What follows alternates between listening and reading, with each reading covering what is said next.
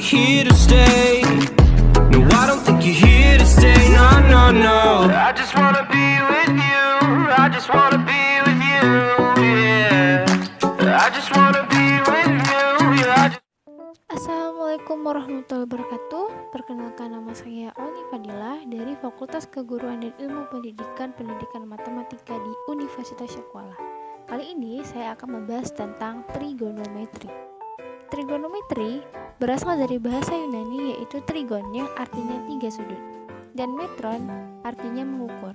Jadi, trigonometri adalah sebuah cabang matematika yang mempelajari hubungan yang meliputi panjang dan sudut segitiga.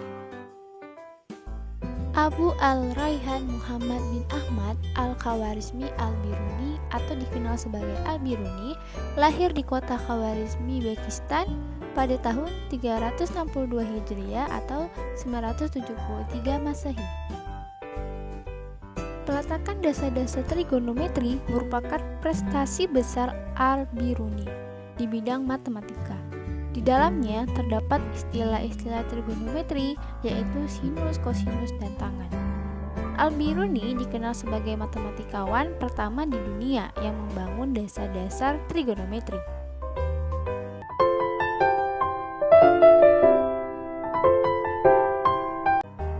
Selanjutnya, perbandingan trigonometri.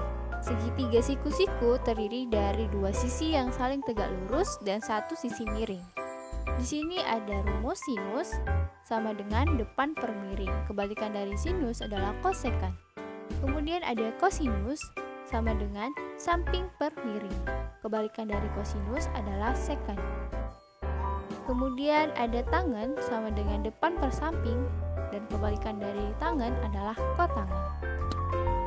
Tanda-tanda trigonometri pada perbandingan trigonometri: sin, cos, tan, kotangen, seken, kosekan.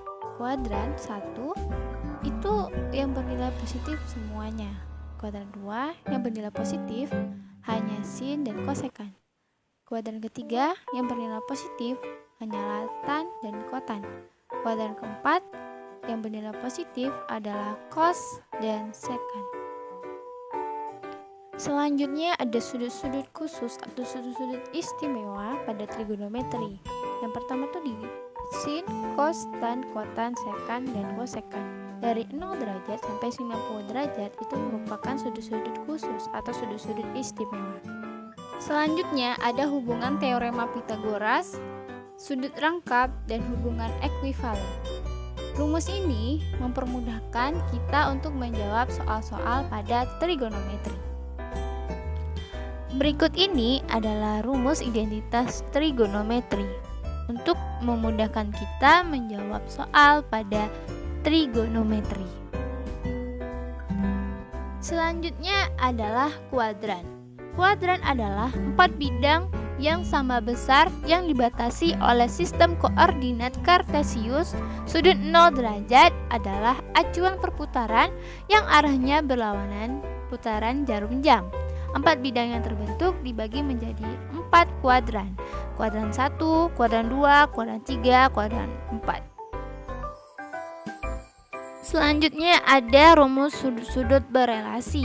Ada relasi θ dengan 90 derajat dikurang θ. Ada relasi θ dengan 90 derajat ditambah θ. Selanjutnya ada relasi θ dengan 270 derajat dikurang θ. Relasi θ dengan 270 derajat ditambah θ. Kemudian relasi θ dengan min θ. Relasi θ dengan 360 derajat ditambah θ. Selanjutnya relasi θ dengan 180 derajat dikurang θ. Relasi θ dengan 180 derajat ditambah θ.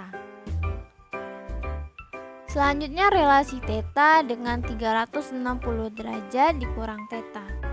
Ini merupakan rumus-rumus untuk kita bisa menjawab soal-soal trigonometri pada setiap kuadran.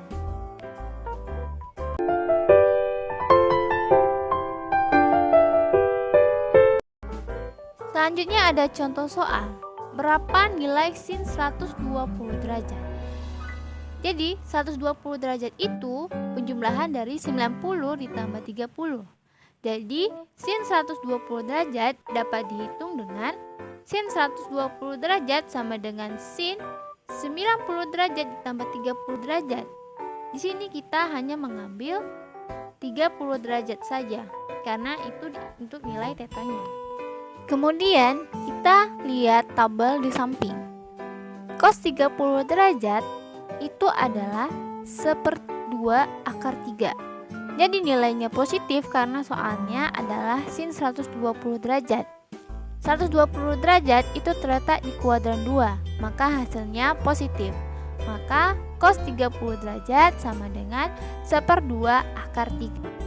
Nah, untuk mengetahui apakah kalian sudah mengerti dengan penjelasan-penjelasan tadi dan contoh-contoh soal tadi, silakan kerjakan soal, tentukan nilai dari cos 315 derajat, dan jangan lupa tulis jawabannya di kolom komentar ya.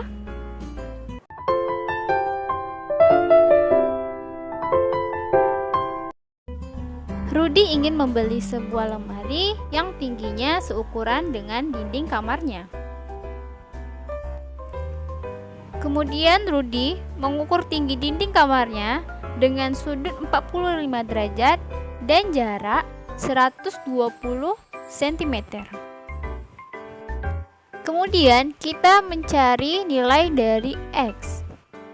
Jadi tan alfa sama dengan X per 120 cm. Kemudian alfa itu diganti dengan sudut 45 derajat. Tan 45 derajat sama dengan X per 120 cm. Selanjutnya, nilai dari tan 45 derajat jika lihat di tabel istimewa atau sudut istimewa itu adalah 1. Jadi 1 sama dengan X per 120 cm. Kemudian X sama dengan 120 cm dikali 1. Jadi X itu adalah 120 cm. Karena nilai X-nya sudah diketahui, maka tinggi dinding dari sudut pandang Rudy hingga mencapai bagian atas tembok adalah 120 cm. Selanjutnya, tinggi Rudy itu 165 cm.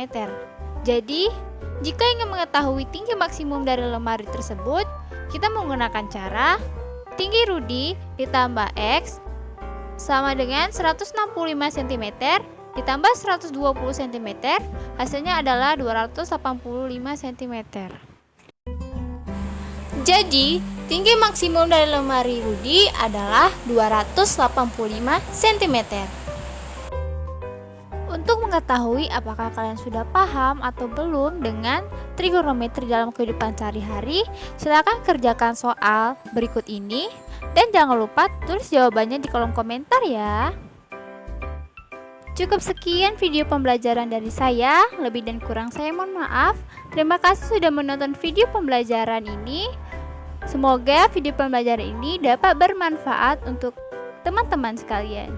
Terima kasih. Assalamualaikum warahmatullahi wabarakatuh.